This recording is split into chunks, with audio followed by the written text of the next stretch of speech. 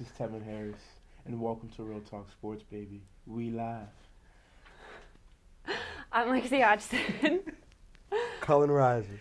I'm the entertainment for this evening. So we're gonna get started, guys. Welcome. So Lexi, I kind of wanted to talk about some baseball. So apparently, our man's Derek Jeter is now an owner. He's a new owner of the Miami Marlins.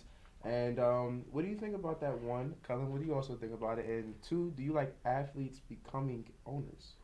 I think it's so cool. I think they are the perfect owners because they've played. They have a good idea of what the players want. I think it's awesome. I think it's really cool that Derek Jeter did this. Just when you think he's done with baseball, he finds a way back in the headlines. I agree. He was out like for a year. Maybe, if that, yeah. Yeah, I think it's a good opportunity. I want to see Marlins do well. You know, it's in Miami, great city, great vibes. They have a nice stadium, and they've kind of been a bad team for a while now. So I want to see them pick it up. And it's also just great to be able to see Derek Jeter, who's a player, get involved.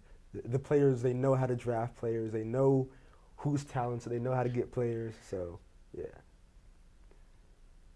Very nice. So, segue to that, guys. I want to talk a little hockey. Lexi, you're like our hockey girl. I don't know if that's the proper term. I don't want anybody to come for me if I say this wrong. So the hockey girl today. Yeah, no, I like it. I bet. So, Lexi, let's talk some hockey. What's going on in hockey? Okay. It's playoffs, right? It's playoffs, but what I'm actually talking about has nothing to do with playoffs. I'm cool with So, all right. The Tampa Bay Lightning, they unfortunately did not make the playoffs this year. Tampa Bay didn't go to which is shocking because they went to the Eastern Conference final last year. So they were, supposed to go. So it's really kind of upsetting. True. They lost their captain, Steven Stamkos, in the season, which was a big blow to the team. But forward Nikita Kucherov, who's from Russia, he had some words about his team and coaches and called out some players. He said something to a Russian article or like a sports journal in Russia, and it was brought over to U.S. They translated it. So basically, he called out the coaches for switching the lines too much, which ruined the chemistry of the team. He said, quote, that actually is a news story. He called out players who got paid a lot and didn't do anything after getting paid a lot and thought that they got too comfortable. So he said that guys just sat. They got their money and stopped working. Said that to this article about his players. And I think that an example of it is a player received a 7-year contract last July, and then he only had 36 points in 81 games. So I think that this could go across all sports. This isn't just hockey. I mean, what do you guys think of players calling out their team like this? And this is way after their season. This isn't like they spoke to someone in the organization shortly after the end of the season. The season's been over for quite some time for the Lightning, and he went over to the other country and said something. I mean, so he sneaked distance from Right, Russia. this is from Russia. Okay, Right. And then and then the USA got it, and then they did they even said that it was like a rough translation of what he said. So he did not say this in English. He did not talk to the GM about it. He did not talk to his coaches about it. He didn't talk to anyone. He said this to a Russian sports journal. Okay. Calling out his players and his coaches. So roughly transcribed, it's kind of like if I was a player in the States, one of his teammates, I'd be like, that's how you feel. But I mean, if it depends. So the background on him, like how long has he been with the team? Is he a captain? Is he even that good to be calling people out? Good. He is the team MVP this past season. He had a wonderful season. He stepped up big when Steven Stamkos went out, and that was the big problem, is that he was Steven Stamkos' line mate. The problem when Steven got hurt, he felt like he wasn't finding chemistry with players. He said that he had chemistry with a few players, and then for some reason those lines got shuffled again, and he could never find his game again. So blamed that on the coaches for never being able to find his game, but regardless of that, he was still voted the team MVP. So I think if anyone, Sounds like he has something. right, if anybody could say something, he's the one. Right. I mean, you ain't gonna step to a Russian for real. But I will say this though. All right, so it sounds like he does deserve to have something to say about that. But I think that you should go to the people who you're specifically talking about and talk to them first. Be like, hey man, I heard you got the contract, yada yada yada, but we need you to step it up. And then go to the coach. Right. You let your voice be heard to the coach. Then if nothing happens, then take it to the media. But before that, so have a conversation. If I'm your teammate, come talk to me if I'm slacking. Right. You should come let me know. But I don't think it's nothing to be mad about. You're all professionals. You're all athletes. You've been playing hockey your whole lives. If you've been slacking, you probably know you've been slacking. Suck it up. If you don't think so, then the next season, go back and prove them wrong and score all the goals you can. You know what I'm saying? Do your job. No one's going to be talking about you. Nothing to... Hey, man, stats speak for themselves. That's true. Yeah. If you've been bumming it... Numbers don't lie. Numbers don't lie. You've been bumming it. We can tell you've been bumming it. I see you. I mean... I like honesty from athletes. I'm not one of those fans that get all like, oh, he was honest when you ask for honesty. Right. So I'm cool with it.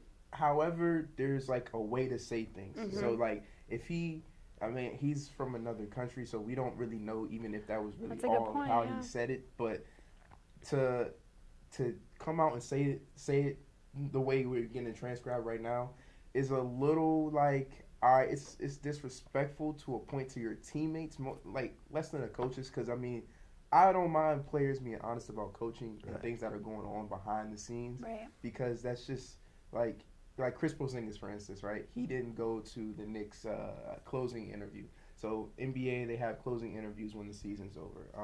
That's if you don't go to the playoffs, and the Knicks don't go to the playoffs. So they had a closing interview very soon.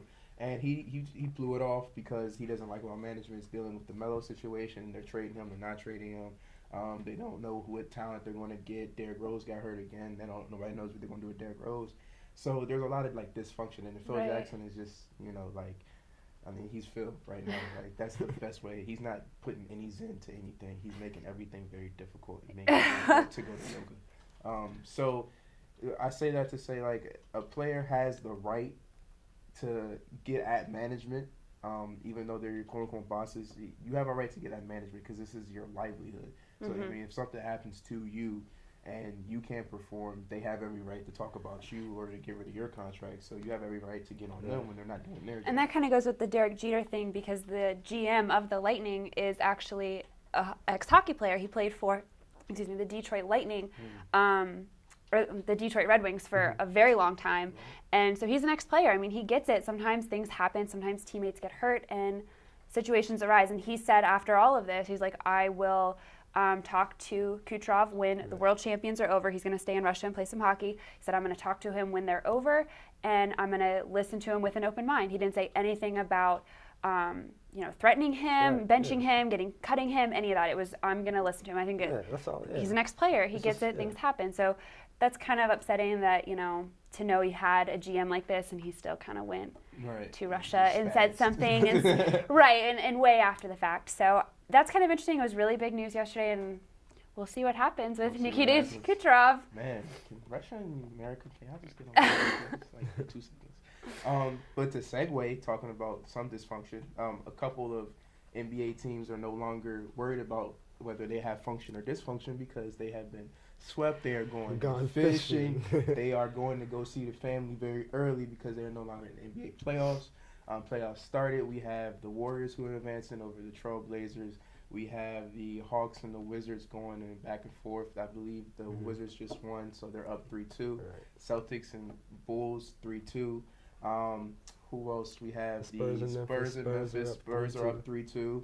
The Rockets and the Cavaliers got rid of the Indiana Pacers. I don't know why they were in there, but the Indiana Pacers, they didn't get gentleman's sweep. They got swept. And you got Toronto and Bucks. And you got 3-2. Toronto and Bucks. That's 3-2, right? Yep, 3-2. They're like all 3-2. So the ones that are 3-2, the most interesting. First of all, what's the most interesting 3-2 playoff scenario in your mind? To me, the most interesting one, I'll say, I think it's a tie. I think it's a tie between Toronto Raptors and the Bucks, and also the Celtics and the Bulls. I like that. So, because D-Wade, I don't know what I saw the other night, but I'm a D-Wade fan, okay? This man pulled up and scored twice from the three-point line. If you don't know anything about Dwayne Wade, that's not his game. Like, this is like, it's like watching Jesus play basketball again. I wouldn't say that much. Oh, come on now. Okay, maybe not Jesus. Let me see. Like watching Dwayne Wade play basketball. Nah. You can't normalize him. You can't normalize him, bro. He's not normal. He's Flash, okay? You making me mad, bro. You making me mad, bro. Give him his props. Hall of Famer or not? Hall of Famer, first ballot. Okay, all right. So why are we having this discussion? I'm talking about a man with Jesus. I'm just saying. Sorry to all y'all out there like Jesus. Shout out to Jesus. Who's next? All right. So, the thing with the Bulls and the Celtics is this. The Celtics are up 3-2. They're doing good. But here's the thing. I think the Bulls are a better team. Really? The Celtics, all right, the Bulls are out-rebounding them. They're getting 39% of their shots. They're getting offensive rebounds. The Celtics are a horrible rebounding team. The only reason they won any games is because of Isaiah Thomas. Yeah. And I don't think it's gonna last. All it takes is 2 strong games from Jimmy Butler. He's the best player on the floor, and I think that between him, the rest of the Chicago Bulls team, they're a better team. They play well together. If they come together for 2 games, they can beat the Celtics. I don't think the Celtics have it in them. I think the Bulls have a good enough chance. I mean, so the Celtics, I don't really see them as like a world beater. That's what I'm telling you. They're not that good. The Bulls are going to beat them. They're not. I mean, they're a good. Let me tell you what's going to happen. The Bulls are going to win 2 games in a row. I'm saying it right now. on the back of that man, Mr. Butler. They're out rebounding the Celtics. They treat them like punks. I don't know how they're hanging around, but they are. The Bulls are going to win 2 games in a row. They're going to beat the Celtics in the series. Next topic. Let's go to the Raptors, please. Let's go talk about the Celtics. He's a grown man. Here's the thing. Here's the thing about the Raptors. Get you an A1. Here's the thing about the Raptors. What's about the Raptors, bro? They're playing well. They're playing well enough to be up 3-2. But I don't want them to win the series. I want the Bucks to win. I think the Bucks are a young team that have a lot to prove, and I would rather see them go further in the playoffs, so I can see how they develop, rather than seeing the Raptors. I already know what DeMar DeRozan is. I already know what Kyle Lowry is. I want to see what the young Bucks are. I want to see what they have in them, and also I think they match up better. They're the tallest team in the NBA overall. They're longer. They're very athletic. They have a lot of they're bigger. The Raptors get worn out, and I think that the Raptors won't be able to challenge Cleveland. It's going to take a young, long, athletic team to deal with the Cleveland Cavaliers. The Raptors don't have that.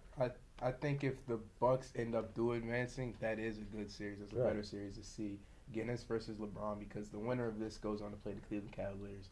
And the Cleveland Cavaliers are just sitting back waiting. And the Raptors have been in this position last year. They had a series, the series with Miami Heat, and D-Wade was putting the team on the back like usual, and it was a 7-game series. But what ended up happening is the Raptors went to that next series with the Cavs. They were tired.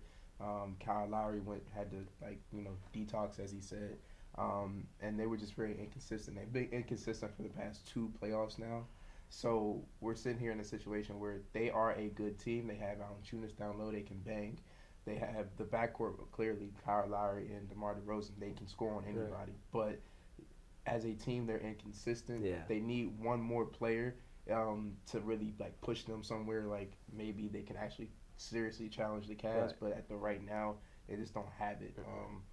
But I do want to see the Bucks. I want to see the Bucks with Jabari, though. I don't want to see the Bucks now, because I feel like while it'll be a good series, they'll probably push this thing to maybe 5, maybe. Because I think the Cavs are going to get to that next round and show us what they are. The Cavs have been playing with Indiana, and everybody gets on the East for not being quote unquote that good. But however, this is the NBA, and everybody gets paid. And the Pacers are a tough team. Exactly. Nobody in the East, you're just going to get by. Right. It's not like that. It's not that kind of party. If you listen to other media sources, not us, they might tell you something different. But the East is not a cupcake series or a cupcake conference, and you're not going to find a cupcake series. But to that point, let's get to a couple Western Conference. The Spurs and Memphis, that's kind of sexy, honestly. That's a sexy series, because that series has been back and forth. Kawhi buckets. I'm calling him that. That boy is getting buckets. He's the leader now of that team. Post Tim Duncan era. It is Kawhi Leonard's game. If you don't know him, you need to do your Googles. He can ball. He can hoop. Yes. Now Memphis, they always give you a series, but they can't score enough. They don't have enough. Outside of what is that gentleman? Mike Conley, Mike Conley. who's been balling. Oh, He deserves his money. Outside of Mike Conley, and at points you got Zebo, Zach Randolph, and then at the other moments you got Marc Gasol. But like, you got two bigs in a league that does no longer utilize bigs. Yeah, here's the thing: the Spurs are going to inevitably win, but I will say this: the Grizzlies proved themselves. I think the Grizzlies are one of the top teams in the entire NBA. I think if you played them against either team from any of the two conferences, they'd beat most of them except for maybe the Warriors, the Spurs, and the Cavs. Everybody else can get these buckets and get locked up on defense. Get these buckets. Then Mike Conley, y'all was sleeping on Mike Conley. This is the reason he got that max contract. You wake up on Mike He Conley. is a great point guard. He deserves all the money he got. He deserves all the fanfare. You should be ashamed for sleeping on this man. Mike Conley is a great point guard, a great athlete. He has more heart than a lot of point guards in the league. I like him. I like the Grizzlies. I'm telling you, I like the Grizzlies. outside of the top three teams in the NBA, they will give buckets to every other squad. They just always mess up against the Spurs. I like. They always play this. They played them for 5 years straight now. It feels like I like legit. Like Yeah. every year the NBA playoff schedule comes out in the format. It's like The first okay, round. everybody knows the Cavs are getting somebody, and Memphis and the Memphis and the Spurs Spurs are playing in are the first matching up. round. Yeah. So And the then Spurs keep and getting- then the Clippers they keep decide getting whatever. by. That's an interesting They're- subject too. That's very interesting. Like the Clippers, the Los Angeles Clippers, are. Do you want to? Are they down 3-2? Like, are they down now? Do you want to get them? Please get them. Lexi, please get them. I don't know. Like, Let me tell you about the they're Clippers. another inconsistent. Let me They're tell like the you- Toronto Raptors. They're inconsistent. Let me tell you about. Let me get on y'all in LA. Let me get on y'all. The Clippers should be ashamed of themselves. Don't get on the hotel too much. You gotta go back. They should be ashamed of themselves. For all the years y'all spent being a little brother to the Lakers, you finally get your time to shine, and look at what you did with it. Aw. You threw it away. You did. That's why you never had fans in the first place. Yeah. You threw it away. Yeah. You had a chance to get to the championship. You had a great team. You had point guards. You had shooting guards. You had a small forward, you had a power forward. You had a center. You didn't come through. There were some injuries for a lot of years, and now your window is closed. You're not going to win a championship. They're going to have to change the whole format of the team. They're going to have to reevaluate everything they're doing because it's not going to work. Blake Griffin he's injury prone. Yeah, he's now out for the playoffs for turf toe.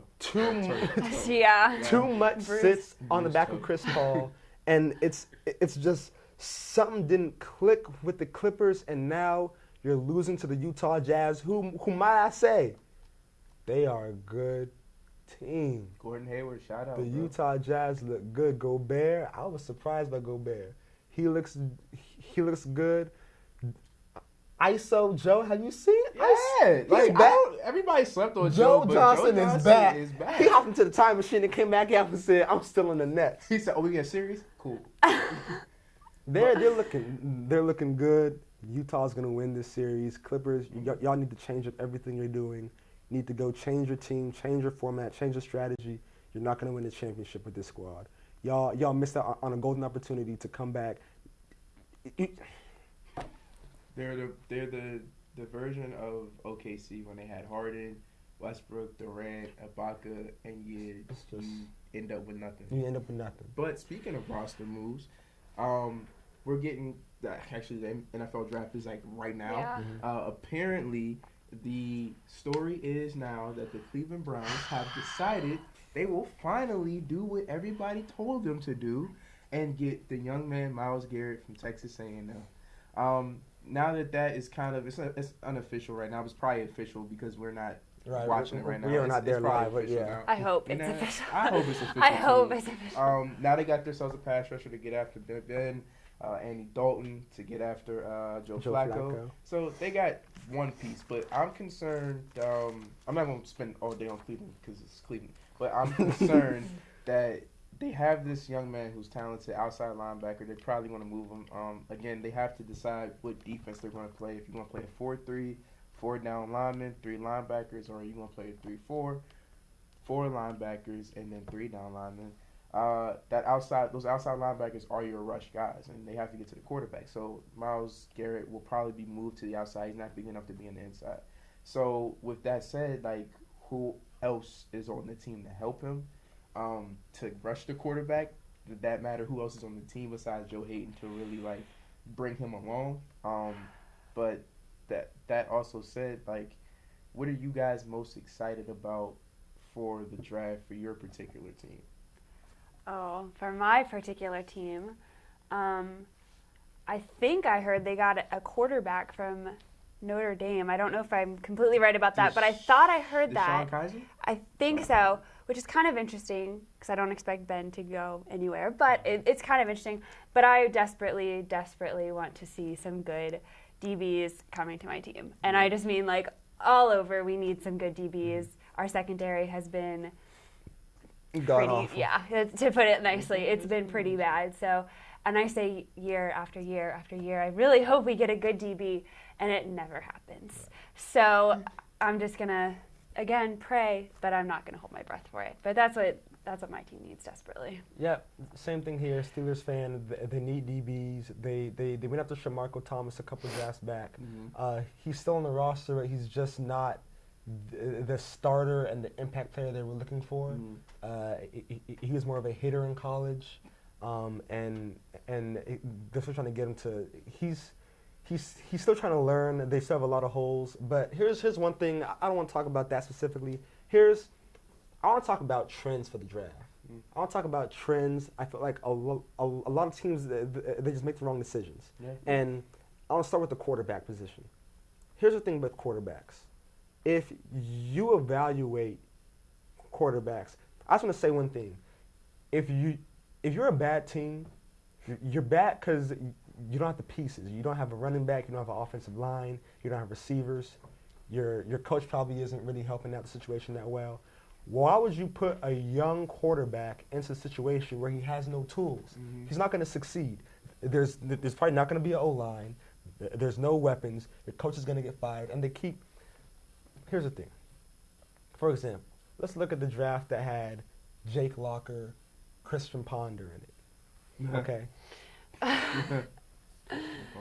And it also had Blaine Gabbert. All three of those quarterbacks were the bestie quarterbacks who were in the draft that year. None of those quarterbacks start anymore. You had bad evaluations about them. They went to teams that were struggling. Blaine Gabbert went to the Jaguars. They were struggling. Jake Locker went to the Titans. They were struggling. Christian Ponder, he had the best deal out of it. He still couldn't make it work. The reason why is because they didn't have the tools. All of those coaches ended up losing their jobs after that happened. So, what's the lesson here? If you pick a quarterback who's not that guy, it's not going to work. Anybody talking about picking Mitch Trubisky? Let me tell you about Mitch Trubisky. Let me be honest about this, because I have to do it. Mitch Trubisky, he's all right, but he don't have it in him. Okay? He don't have it in him. He's not a first-round pick. The guys like Andrew Luck, they're number 1 overall picks. Like Robert Griffin, they're number 1 overall picks. Mitch Trubisky didn't jump off the screen to be a quarterback to take as a number 1 overall. He's just going to get hurt. You're going to end up trading him, losing him, cutting him, and you're going to get fired. Don't pick him. Get people around the quarterback, and then you can get the young quarterback when it's the right choice. Don't just choose one just because he's there. Mitch Trubisky ain't that guy. Let me tell you. Well, I mean, it's a level of patience. A lot of teams don't exercise patience. One, when they get a certain player, especially at the quarterback position, because now everybody wants Andrew Luck, everybody wants Carson Wentz, everybody wants Cam Newton, everybody wants Russell Wilson. He's not in every. Russell Wilson those was like guys a aren't third-round every pick. Cam, everybody knew Cam was that guy. Everybody knew Andrew Luck was that guy. There's certain players where the experts, and those guys can get on my nerves too, but the experts, you know, if they say, like, if there's nobody in the room that can say this quarterback should not be here at the top 5, 10, 15, 20, wherever you want to take them at, then you need to either reevaluate what you're doing in your scouting report, or you just don't take the guy. Just wait. There's so many players. There's like at least over 100 players that come into these drafts every year. You have time. And then, like Dallas, for instance, last year they get Dak Prescott. Nobody really thinks anything of that. They had a situation. He's coming in. He has a veteran quarterback he can sit behind for a whole training camp, and just the injury away, and that's the NFL. And he ends up being behind the offensive line. You got 5 Pro Bowlers. Awesome. You got running back a stud. You got Des Bryant. He's an All-Pro. You got Jason Witten. He's a veteran. So they had a situation. Yeah, the completeness that you were talking about. A lot of teams don't have that complete balance. Like the Cleveland Browns, they are trying to build, but you don't build. In my opinion, you don't build when you don't have that many pieces. Like you can't build any. You can't build a house. You can't build a house with no pieces. You gotta get pieces. You gotta get your brick. You gotta get builders. You gotta get. Please, Cleveland, whatever you do, please, after you get a defensive end, get any other position. I prefer an offensive lineman. If you have a good offensive line, you're at least going to win 8 games. Yeah. You can at least protect your quarterback and you can run the ball. Yeah. This is a skill position that guarantees draft. Not you a lot of offensive linemen this year.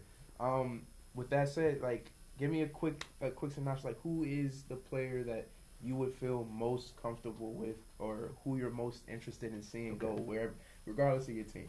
How about you, Lexi? Oh no, you go. All right. So I'm actually pretty biased, but there's a young safety, Adams, coming out of LSU. Louisiana State University. I like him. I think it's a safe pick. Your defense won't be leaning upon a safety, but I will say this.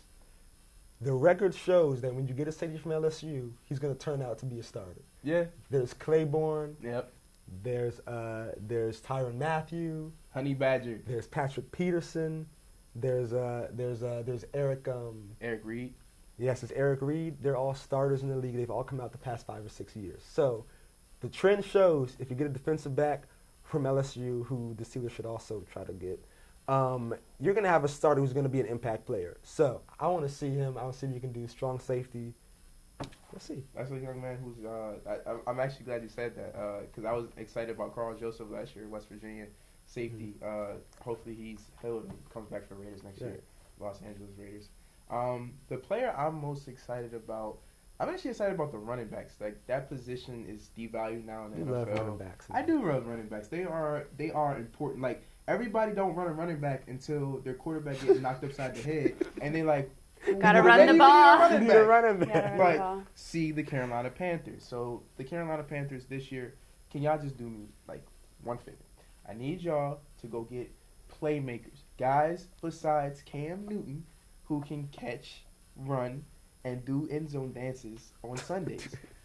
Cam is basically have taken the load of this team for a very long time. They have Calvin Benjamin. He's coming off an injury and still can ball. He's a good young stud, but he's a 6'4" dude who is not that fast, so he can't get down the field as well as some other speedy guys like a Brandon Cooks, for instance. Right, he's more like an end zone. He's not explosive. He's a route runner guy. He's a possession receiver. He's not explosive. Yeah. And when you have that situation, they got a defense. They could use a DB because they decided not to pay Josh Norman, but they need to go and get a skill guy. Mike Williams, hopefully, or Leonard Fournette, another Louisiana State boy, big boy, physical, or Christian McCaffrey. He's getting a lot of buzz early in this draft. And my favorite player, Dalvin Cook, young man from Florida State University, speedy, little Jamal Charles kind of guy, speedy. Once he gets it, he knows what to do with it. He don't play around, no dancing. And then when he sees you in the open field, it's either you or him. And normally, 9 times out of 10, it's him. Like, he's not going to run you over that kind of way, but he'll make you get on his highlight tape because he's going to take them ankles from you. So that's my opinion. Any final words, guys? No, I'm good. Oh, my goodness. Well, look at that. We get y'all in here fast and we get y'all out of here fast. Look, it's Real Talk Sports. It has been real, and we're going to see you guys next semester. We're going to sign off. I'm Tevin Harris. Y'all should know me. I'm Lexi Hodgson. I'm Cullen Rising. Yo, we out. We live, baby.